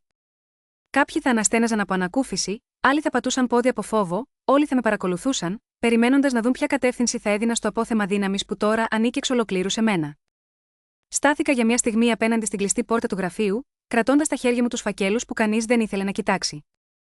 Θυμόμουν καθαρά το βρυχυθμό των φωνών τους πίσω από την κλειστή πόρτα, την ανελαίτη αδιαφορία με την οποία με απέρριπταν, χωρίς καν να χαμηλώσουν τον τόνο τους. Είχα παλέψει σκληρά, είχα ετοιμάσει ντοκουμέντα, είχα αντέξει τους μήνες της αδιαφορίας και της ηρωνίας, αλλά ποτέ δεν ήθελα να γίνω μια ψυχρή, πιο δυνατή εκδοχή αυτών που με πρόδωσαν. Δεν είχα επιζήσει για να μιμηθώ την ίδια τοξική εξουσία. Όταν ήρθε η στιγμή της απόφασης, δεν έγινε με σάλπιγγες ή κραυγές, ήρθε με τον τρόπο που παίρνουν οι πιο σημαντικές αποφάσεις, αθόρυβα, σχεδόν απαρατήρητα. Την επόμενη μέρα κάθισα ξανά απέναντι από τον Howard Price. Τον ευχαρίστησα για την ανάλυση του, αλλά του είπα πως δεν ήθελα να ξεκινήσω καμία κάθαρση, μεταμφιεσμένη σε αναδιάρθρωση. Δεν ήμουν εδώ για να εξοφλήσω προσωπικά ντουζένια, όσο δικαιολογημένα και αν έμοιαζαν. Αντιθέτως, παρουσίασα το νέο μου σχέδιο, ριζική διαφάνεια. Κάθε ρόλος θα ξεκαθαρίζει με βάση μετρήσιμα δεδομένα απόδοσης, κανείς δεν θα εξαιρείται, ούτε ο πατέρας μου ούτε ο αδελφός μου. Όποιος δεν ανταποκρινόταν στα ίδια κριτήρια, θα αντιμετώπιζε τις προβλεπόμενες συνέπειες, όχι επειδή εγώ το όρισα, αλλά επειδή δεν θα τον προστάτευα πια από αυτές. Ο Χάουαρντ με κοίταξε για αρκετό χρόνο, σαν να αναπροσαρμόζει τα δεδομένα του για το τι είδους άνθρωπος είμαι τώρα και τι τύπος ηγέτη σκοπεύω να γίνω. Το Διοικητικό Συμβούλιο θα εκπλαγεί, είπε τελικά. Καλό αυτό, απάντησα. Σε τελική, πρέπει να τους εκπλήξεις. Η συνεδρίαση του Συμβουλίου ήταν έντονη. Οι περισσότεροι κάθισαν περιμένοντας ομιλίες γεμάτες απαιτήσεις και τελεσίγραφα, την ικανοποίηση μιας θυμωμένης κόρης που ζητάει εκδίκηση. Αντί γαμαγιώτα, αυτό όμως, παρουσίασε ένα σαφές πλαίσιο διακυβέρνησης, επιτροπές εποπτείας, ξεκάθαρες ροές αναφοράς, κοινά μετρήσιμα κριτήρια για οικογένεια και εξωτερικούς συνεργάτες. Μια δομή που έκλεινε κάθε παράθυρο στη χειραγώγηση του χτες. Στο τέλος, αισθανόσου στον αέρα μια κάποιον ανακούφιση, αντί για ένα θηρίο, έλαβαν μια διαδικασία. Ο πατέρας μου κάθισε στη γωνία του τραπεζιού, με το βλέμμα αβάφτιστο, και ο αδελφός μου έπαιζε με το στυλό του, αποφεύγοντας να συναντήσει το δικό μου. Κανείς τους δεν αντέδρασε, δεν αμφισβήτησε όσα παρουσίασα, είχαν χάσει το δικαίωμα να αμφισβητήσουν οτιδήποτε. Μόλις τελείωσε η συνεδρίαση, η μητέρα με πήρε τηλέφωνο. Η φωνή της είχε απαλύνει, η αγωνία είχε δώσει τη θέση της σε κάτι σαν σύγχυση. «Νόμιζα ότι θα τους τιμωρούσες», είπε. «Μετά από όλα όσα σου έκαναν. Τους κάνω υπεύθυνους των πράξεών τους», απάντησα. «Αυτό δεν είναι το ίδιο με το να τους τιμωρώ». Η σιγή της κράτησε πολύ, ώσπου ψιθύρισε, «Δεν καταλαβαίνω». «Ούτε εγώ θέλω να ξεχάσω», είπα. «Απλώς αφήνω τα πράγματα να είναι ομικρομετώνω, τι είναι πλέον». Ξαφνικά, όλο το παιχνίδι άλλαξε. Κατάλαβα πως δεν ήταν δική μου δουλειά να γίνω όπως εκείνη, για να τους επιβάλλω συνέπειες, ου αρκούσε να αφήσω τις δικές τους πράξεις να μιλήσουν. Ελεημοσύνη, που εφάρμοζα δεν αφορούσε λύπηση ή συμφιλίωση. Δεν σήμαινε ότι αγνοούσα ομικρομετώνω τι είχε συμβεί ή πως επουλώνα παλιές πληγές. Ήταν θέμα ταυτότητας, επιλογή να μην καταστρέφεσαι εκεί που η καταστροφή θα ήταν εύκολη. Δεν τους όφιλα συγχώρεση και δεν τους τη χάρισα. Τους χάρισα, όμως, ένα τελεσίδικο περιβάλλον στο οποίο οι παλιές τους τέχνες χειραγώγησης δεν μπορούσαν πια να κρυφτούν. Εκεί όπου η ικανότητα αξίζει εμπιστοσύνη περισσότερο από την αυτοπεποίθηση, και η αλήθεια δεν χώνεται σε ένα σιρτάρι που κανείς δεν ανοίγει. Η πραγματική αλλαγή έγινε μέσα μου. Πρώτη φορά δεν έτρεξα να σβήσω, εγώ τα άτσαλα λάθη του αδερφού μου. Όταν υπέβαλε οικονομικές προβολές που δεν αυτάρεσκαν κανένα μαθηματικό έλεγχο, άφησε την ομάδα χρηματοοικονομικών να του τις επιστρέψει με ερωτήσεις. Όταν ο πατέρας μου θύχτηκε με κάποιον επενδυτή εξαιτίας του ψυχρού του τόνου, δεν έσπευσα να γιατρέψω την αμηχανία της συνεργασίας, δάφησα τη σχέση να κρυώσει, χωρίς να μεσολαβήσω. Όταν λάμβαναν αποφάσεις χωρίς καν να με ειδοποιήσουν, έκανε ένα βήμα πίσω και επέτρεψε οι συνέπειες να προσγειωθούν εκεί όπου ανήκαν. Δεν ήταν εκδίκηση, ήταν ξεκάθαρη ανάθεση ευθυνών. Δεν τους τιμώρησα. Απλώς σταμάτησα να τους προστατεύω. Και αυτή η σιωπηλή αλλαγή τους αναστάτωσε πολύ περισσότερο από κάθε φωνή. Τις 2 πρώτες εβδομάδες ο αδερφός μου ήρθε 2 φορές στο γραφείο μου, γεμάτος προσδοκία πως θα σωθώ εγώ να λύσω τα θεματάκια του. Τον άκουσα, του έθεσα ερωτήσεις, και του είπα: «Είμαι σίγουρος πως μπορείς και μόνος σου». Η έκπληξη στο βλέμμα του άξιζε όλα αυτά τα χρόνια που ήμουν αόρατος. Ο πατέρας μπήκε σε άλλη τακτική, έπαιξε το χαρτί της οικογενειακής υποχρέωσης. Μου θύμισε το άγχος της μητέρας, πλησίαζαν γιορτές, υποστήριξε πως επαγγελματικές διαφωνίες δεν έπρεπε να λερώνουν τις προσωπικές σχέσεις. Του απάντησα ότι συμφωνώ, τα 2 αυτά είναι ξεχωριστά, και σκοπεύω να διατηρήσω αυτή τη διαχωριστική γραμμή. Τα όρια, κατάλαβα, δεν χρειάζονται διθυραμβικές εξηγήσεις, θέλουν απλώς ένα ξεκάθαρο, όχι, και την αντοχή να τα επαναλαμβάνεις. Στο τέλος του μήνα, ο νέος τρόπος λειτουργίας είχε ριζώσει. Οι συναντήσεις είχαν άλλη διάταξη, οι αποφάσεις καταγράφονταν με ευλάβεια, και η λογοδοσία δεν ήταν πλέον προαιρετική πολυτέλεια. Η εταιρεία που κληρονόμησα δεν μεταμορφώθηκε μέσα σε μια νύχτα, ου η αλλαγή δεν γίνεται έτσι. Όμως, για πρώτη φορά στην ιστορία της, οι κανόνες ίσχυαν για όλους. Ανώτεροι και κατώτεροι είχαν τις ίδιες υποχρεώσεις. Εγώ επέλεξα να μην πάρω όσα μπορούσα, όχι επειδή ήμουν δειλός, αλλά γιατί συνειδητοποίησα πως η απόλυτη δύναμη δεν είναι να τους γκρεμίσεις, αλλά να κρατηθείς όρθιος, με τους δικούς σου όρους. Και αυτό ακριβώς έκανα. Η εταιρεία προχώρησε μπροστά, όχι πιο γλυκιά, αλλά αναμφισβήτητα πιο ξεκάθαρη, με την ιδιοκτησία να φανερώνει πλέον το πρόσωπό της στο φως. Για πρώτη φορά, όλα τα λάθη που είχαν καλυφθεί προσεκτικά ήρθαν στο φως. Δεν χρειάστηκε να φωνάξω πως ήταν δική μου η δουλειά, είχα ήδη γκρεμίσει τον δικό μου μανδύα που έκρυβε τα ίχνη μου. Η νομισματική έρευνα, η περίφημη δικαστική ανάλυση των λογαριασμών, έκλεισε ύστερα από 3 μήνες ενδελεχούς ελέγχου. Εκείνες οι εβδομάδες με δίδαξαν το αληθινό νόημα της υπομονής, να περιμένεις χωρίς να σε καταβάλει η αγωνία. Οι ελεγκτές ξεφύλιζαν τους φακέλους που είχα ετοιμάσει, συγκρίνοντας τα δικά μου έγγραφα με τα αρχεία της Μόργαριτ και τα επίσημα βιβλία του ομίλου. Συνέντευξη σε επικεφαλής τμήματων, έλεγχος αλυσίδων εξουσιοδοτήσεων, ιχνηλάτηση κάθε χρηματικής μεταφοράς στο πολυδέδαλο δίκτυο θυγατρικών που είχαν στήσει πατέρας και αδελφός μου. Δεν κρυβόμουν πίσω από αναφορές, δεν ζητούσα ενημερώσεις. Συνέχιζα τη δουλειά μου και άφηνα τους αριθμούς να μιλήσουν. Όταν τελικά παρουσιάστηκε η έκθεση στο Διοικητικό Συμβούλιο, η αίθουσα βυθίστηκε σε σιωπή βαθύτερη από μικρομετώνω τι είχα δει ποτέ.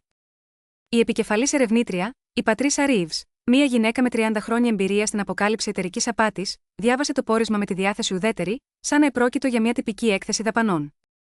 Επιβεβαίωσε την ύπαρξη σκόπιμης σωλήνωσης κεφαλαίων, έντατη Τάνλιν, κατέγραψε αναλυτικά όλες τις μη εξουσιοδοτημένες μεταφορές και ανέδειξε τη συστηματική παράκαμψη όλων των μηχανισμών ελέγχου σε μια χρονογραμμή που ξεκινούσε σχεδόν 10 χρόνια πίσω. Το συνολικό ποσό που είχε διοχετευθεί εκτός εταιρείας ξεπερνούσε τα $14 εκατομμύρια, αρκετά για να χρηματοδοτηθεί η πολυτελή ζωή του αδελφού μου, οι φιλανθρωπικές δωρεές του πατέρα μου στην πολιτική και τα συμβουλευτικά τέλη που κατέληγαν σε συγγενικές επιχειρήσεις χωρίς κανένα πραγματικό έργο. Οι αριθμοί ήταν αδιάψευστοι και αμήλικτοι, κανείς στο δωμάτιο δεν τόλμησε να τους αμφισβητήσει. Τον επόμενο τρίμηνο, ο πατέρας μου ανακοίνωσε την αποχώρησή του από τη θέση του Διευθύνοντος Συμβούλου. Στον έξω κόσμο αυτό παρουσιάστηκε ως προσεκτικά σχεδιασμένη μετάβαση, ένας κομψός διαδοχικός κρίκος, τη γενιά της νέας ηγεσίας. Το δελτίο τύπου υμνούσε τις δεκαετίες υπηρεσίας και την αταλάντευτη πίστη του στο μέλλον της εταιρείας, χωρίς να αποκαλύπτει τίποτα από την αλήθεια που ήδη είχε καταγραφεί σε επίσημα έγγραφα. Κάτι αρκετό και απαραίτητο. Την Πέμπτη το απόγευμα τον είδα να αδειάζει το γραφείο του. Κινήθηκε αργά, τοποθετώντας φωτογραφίες, κύπελα και πλακέτες σε κυβότια με την προσοχή ανθρώπου που δεν περίμενε να φτάσει εδώ δεκαετίες αργότερα. Δεν με κοίταξε ούτε μια φορά καθώς περνούσα από το διάδρομο. Δεν στάθηκα να συλληπιθώ ούτε να χλεβάσω, όλα είχαν ήδη υποθεί μέσα από τις σελίδες της έκθεσης. Ο αδελφός μου έμεινε στην εταιρεία, όμως χωρίς εξουσίες. Ο τίτλος του άλλαξε από Αντιπρόεδρος Στρατηγικής Ανάπτυξης σε Διευθυντής Ειδικών Έργων, ήχος ευπρεπής, χωρίς όμως προϊσταμένους ή προϋπολογισμό. Αναφερόταν πλέον σε μια επιτροπή και όχι ως μονοπρόπος αποφασιστής. Κάθε δαπάνη απαιτούσε 3 υπογραφές, κάθε στρατηγική εισήγηση χρειάζονταν τεκμηρίωση. Τον έβλεπα στα meetings, το σαγόνι του να σφίγγει όταν αμφισβητούσαν μια υπόθεσή του, τα δάχτυλά του να σφίγγουν τη μολυβοθήκη όταν μια νεότερη συνάδελφος άρχιζε να ελέγχει αριθμούς. Κι εγώ, απλώς παρακολουθούσα πόσο δύσκολη ήταν αυτή η μετάβαση για εκείνον, όσο η εταιρεία στέκεται πια ξανά όρθια, χωρίς τις σκιές αυτού που πίστευε πως ήταν πάνω από όλα. Η ιστορία μας αρχίζει σε μια εποχή όπου ο τίτλος και η οικογενειακή κληρονομιά είχαν σημασία, αλλά η αλήθεια του επαγγελματικού κόσμου απαιτούσε κάτι περισσότερο, ικανότητα και υπευθυνότητα. Ο αναλυτής, με την καριέρα του να βασίζεται στην αυτοπεποίθηση και το οικογενειακό όνομα, βρέθηκε σε μια κατάσταση όπου οι παλιοί του τρόποι δεν αρκούσαν πια. Όταν του ζητήθηκε να αποδείξει τα δεδομένα πίσω από τις προβλέψεις του, ένιωσε το έδαφος κάτω από τα πόδια του να κλονίζεται. Δεν ήθελε να επιβεβαιώσει την αποτυχία του, αλλά στην πραγματικότητα δεν μπορούσε να κρυφτεί για πάντα. Δεν ήταν η στιγμιαία ικανοποίηση που το γέμιζε όταν έβλεπε έναν άνθρωπο να συνειδητοποιεί ότι είχε ζήσει με δανεισμένη φήμη. Ήταν ένα ήσυχο συναισθηματικό βάρος, η συνειδητοποίηση ότι το σύστημα είχε βρει το δρόμο του, αλλά αυτό είχε κόστος, κάτι που ο ίδιος δεν θα μπορούσε ποτέ να ξανακερδίσει. Ωστόσο, η κάθαρση και οι αλλαγές είχαν ήδη αρχίσει. Η Μάργαρετ Σάλιβαν, μια δυναμική παρουσία στην επιχείρηση για πάνω από δεκαετία, ανακοίνωσε την αποχώρησή της στο τέλος της οικονομικής χρονιάς. Το email που στάλθηκε σε όλους ευχαριστούσε για τη χρόνια υπηρεσία της, αλλά οι περισσότεροι το διέγραψαν χωρίς να σκεφτούν. Μία μέρα, πριν φύγει, της πρότεινε να γευματίσουμε. Επιλέξαμε ένα μικρό εστιατόριο κοντά στο γραφείο, ησυχό και άγνωστο σε όλους. Δεν μιλήσαμε για την επιθεώρηση ή τις οικογενειακές σχέσεις, αλλά για τα όνειρά της στη σύνταξη. Ένα σπίτι στο Βερμότ, εγγόνια που της είχαν λείψει, βιβλία που ήθελε εδώ και καιρό να διαβάσει. Όταν τελείωσε το γεύμα, τη συνόδευσα στο γραφείο. Στην είσοδο, σταμάτησε και με κοίταξε με το ίδιο βλέμμα που μου είχε δώσει όταν μου παρέδωσε το πρώτο αρχείο συναλλαγών. «Έκανες το σωστό», μου είπε, «όχι το εύκολο, αλλά το σωστό. Υπάρχει διαφορά». Αφού έφυγε, της έγραψα μια επιστολή, χωρίς να μπλέκω τις λεπτομέρειες του έργου της ή το ρόλο της στην επιθεώρηση. Απλώς της είπα ότι η εργασία της είχε σημασία, ακόμα και όταν κανείς δεν την παρακολουθούσε, και ότι η ακεραιότητά της είχε κάνει τη διαφορά. Η απάντησή της ήρθε πίσω σε ένα απλό άσπρο φύλλο χαρτί, με γραφή καθαρή και προσεκτική. Ήταν μόλις 2 λέξεις, «Το ξέρω». Αυτή τη στιγμή, ο David Chen, ένας επενδυτής από τη Νέα Υόρκη, είχε γίνει συχνός επισκέπτης στις τριμηνιαίες συναντήσεις μας. Εντυπωσιάστηκε με τον τρόπο που χειρίστηκα την κατάσταση. Οι περισσότεροι στη θέση σου θα είχαν καταστρέψει το πάντα. Δημόσια ταπείνωση, εγκληματικές αναφορές, μου είπε μια μέρα ξεδιπλώνοντας τον καφέ του. Εγώ, όμως, προτίμησα να κρατήσω το σπίτι ολόκληρο. Η καταστροφή θα σήμαινε και την απώλεια της επιχείρησης που είχε χτίσει ο παππούς μου. Θα μπορούσε να κοστίσει θέσεις εργασίας. Επιπλέον, θα επικύρωνε την κάθε υπόθεση που είχε κάνει ο πατέρας μου ότι οι γυναίκες είναι πάρα πολύ συναισθηματικές για να ηγηθούν. Ο Ντέιβιτ κούνησε το κεφάλι του με κατανόηση. Στον κόσμο του, η αυτοσυγκράτηση ήταν μια μορφή εξουσίας από μόνη της. Η ικανότητα να καταστρέψεις κάτι και να επιλέξεις να το αποτρέψεις ήταν πιο εντυπωσιακή από την ίδια την καταστροφή. Σε μια εποχή ανασυγκρότησης και αναδιοργάνωσης, η εταιρεία μας προχώρησε σε εκτενείς μεταρρυθμίσεις που κράτησαν σχεδόν έναν χρόνο. Δημιουργήθηκαν νέες επιτροπές εποπτείας με ανεξάρτητα μέλη, απολύτως απαλλαγμένα από οικογενειακούς δεσμούς. Θεσπίστηκαν αυστηρές απαιτήσεις αναφοράς που καθιστούσαν αδύνατη τη μυστική μεταφορά χρημάτων μεταξύ θυγατρικών. Το πιο σημαντικό όμως, ήταν ότι διασφαλίσαμε την προστασία των υπαλλήλων που εξέφραζαν τις ανησυχίες τους για τις οικονομικές ατασταλίες, προσφέροντας μια μυστική γραμμή βοήθειας και εγγυημένη νομική υποστήριξη στους καταγγέλλοντες. Η εταιρεία δεν ήταν τέλεια, καμία δεν είναι, αλλά τουλάχιστον δεν βασιζόταν πια στην υπόθεση ότι οι άνθρωποι στην κορυφή ήταν πέρα από κάθε λογοδοσία. Αυτή η λανθασμένη αντίληψη μας είχε κοστίσει $14 εκατομμύρια και δεκαετίες εμπιστοσύνης που τώρα έπρεπε να ξαναχτίσουμε. Ήξερα ότι απαιτούνταν χρόνος, αλλά επιτέλους χτίζαμε σε μια γερή βάση. Έπειτα από την αποχώρηση του πατέρα μου, η διοίκηση μου πρόσφερε 3 φορές τη θέση του διευθύνοντος συμβούλου, αλλά εγώ την αρνήθηκα. Η θέση συνοδευόταν από πολλά βάρη και προσδοκίες που είχαν διαμορφωθεί από τους άντρες που την κατήχαν πριν από μένα. Εγώ δεν ήθελα να περνάω τις μέρες μου υπερασπίζοντας αποφάσεις σε ένα γραφείο όπου είχα ακούσει ότι δεν ήμουν ευπρόσδεκτος. Δεν ήθελα να κληρονομήσω έναν τίτλο που είχε χρησιμοποιηθεί ως όπλο εναντίον μου. Αντί αυτού, αποφάσισα να συμμετάσχω στο Διοικητικό Συμβούλιο και να δημιουργήσω ένα επενδυτικό ταμείο επικεντρωμένο στην επιχειρησιακή αποδοτικότητα σε οικογενειακές επιχειρήσεις. Το ταμείο είχε οικοδομηθεί σε όλη τη γνώση που είχα αποκτήσει τα χρόνια που ήμουν αόρατη. Μπορούσα να εντοπίζω τις κρυφές εξαρτήσεις που κρατούσαν τις εταιρείες σε λειτουργία, να διακρίνω τους υπαλλήλους που έκαναν τη δουλειά και τους εκτελεστικούς που απολάμβαναν την αναγνώριση. Ήμουν σε θέση να διαβάζω τις λεπτομέρειες και να βρίσκω ρήτρες που άλλοι είχαν παραβλέψει. Το ταμείο μου απέτυχε επιτυχώς. Μέσα σε 2 χρόνια, είχαμε επενδύσει σε 12 εταιρείες και βοηθήσαμε στην αναδιάρθρωση 6 άλλων. Οι αποδόσεις μας υπερέβαιναν το μέσο όρο της αγοράς κατά 8%. Οικονομικά περιοδικά έγραφαν σχετικά με την προσέγγισή μας, ενώ άλλοι επενδυτές ζητούσαν συναντήσεις. Το πιο σημαντικό όμως, ήταν ότι αυτό ήταν δικό μου. Κάθε απόφαση, κάθε επένδυση, κάθε επιτυχία και αποτυχία, όλα φέρουν τη σφραγίδα μου. Είχα κτίσει κάτι που δεν εξαρτώταν από το όνομα της οικογένειάς μου ή από την έγκριση του πατέρα μου. Είχα αποδείξει στον εαυτό μου, περισσότερο από οποιονδήποτε άλλον, ότι η αξία μου ποτέ δεν ήταν το πρόβλημα, ου η τύφλωση των άλλων ήταν. Οι σχέσεις μου με την οικογένεια δεν επανέφεραν την παραδοσιακή τους μορφή. Δεν θελήσαμε ποτέ να έχουμε συγκινητικές συμφιλιώσεις σε γιορτινά δείπνα ή συναισθηματικές κουβέντες για το παρελθόν. Οι πληγές ήταν πολύ βαθιές και σκόπιμα προκαλούμενες για κάτι τέτοιο. Αντί αυτού, δημιουργήσαμε σαφή και μη διαπραγματεύσιμα όρια. Εγώ και ο πατέρας μου μιλούσαμε περιστασιακά, συνήθως για επαγγελματικά ζητήματα που απαιτούσαν την ιστορική γνώση του σχετικά με παλαιές συμβάσεις ή σχέσεις με συνεργάτες. Ήμασταν πολιτισμένοι, αλλά επαγγελματίες. Ούτε για τον έλεγχο, ούτε για την αποχώρηση του από την εταιρεία συζητούσαμε, ούτε γεγονότα ήταν ομικρομετώνο τι ήταν. Με τον αδελφό μου διατηρούσαμε μια επαγγελματική απόσταση. Καθόμασταν μαζί σε συμβούλια και αναθεωρούσαμε τις τριμηνιαίες εκθέσεις. Χαιρετιζόμασταν διακριτικά στους διαδρόμους και ανταλλάσσαμε ελάχιστα λόγια.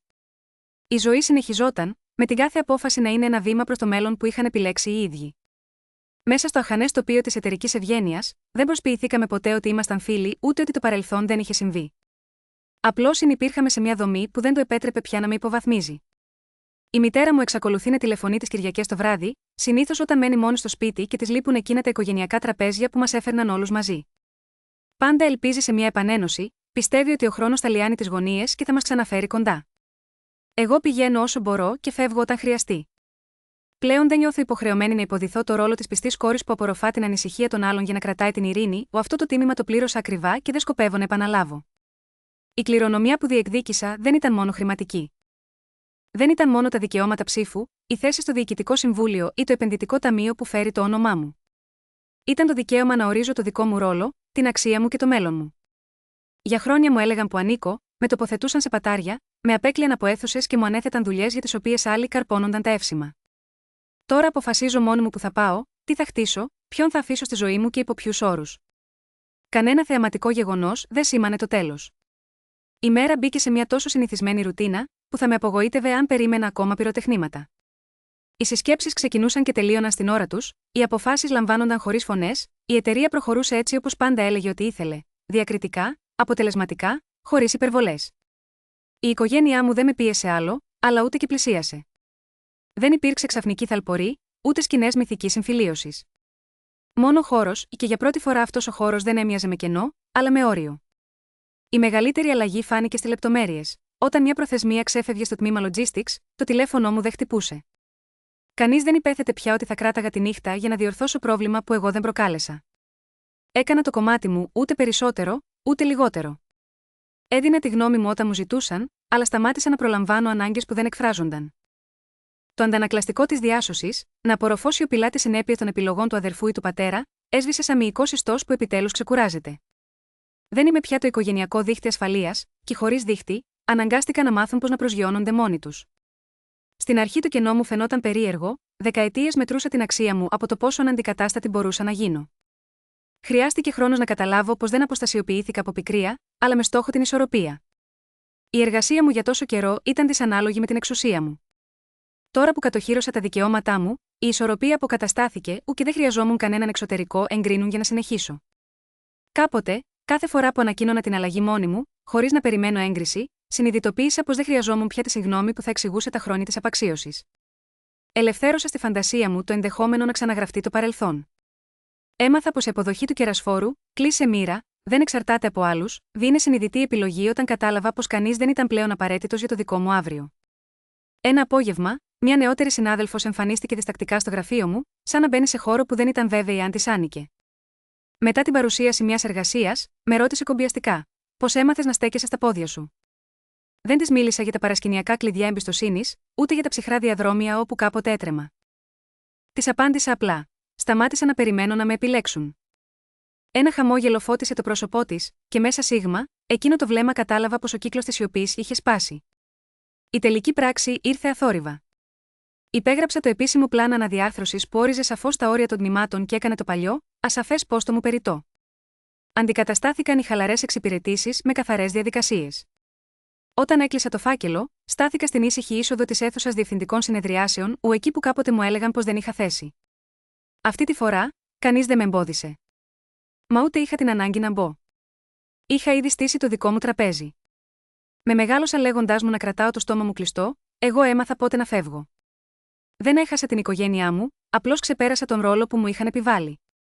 Η ιστορία δεν τελείωσε με την κατανόησή τους, αλλά με τη δική μου. Έμαθα κάτι που ποτέ δεν πίστευαν πως θα καταφέρω. Το πιο δυνατό όπλο δεν είναι να παλεύεις για μια θέση στο τραπέζι των άλλων, αλλά να ξέρεις πότε να χτίσεις το δικό σου. Αν έχεις νιώσει ποτέ αόρατο στο χώρο που ανήκεις, κράτησε αυτό. Η αξία σου δεν κρίνεται από το αν σε βλέπουν οι άλλοι. Και αν η ιστορία μου σου θυμίζει κάτι δικό σου, μοιράσου το στα σχόλια, ου δεν είσαι μόνος.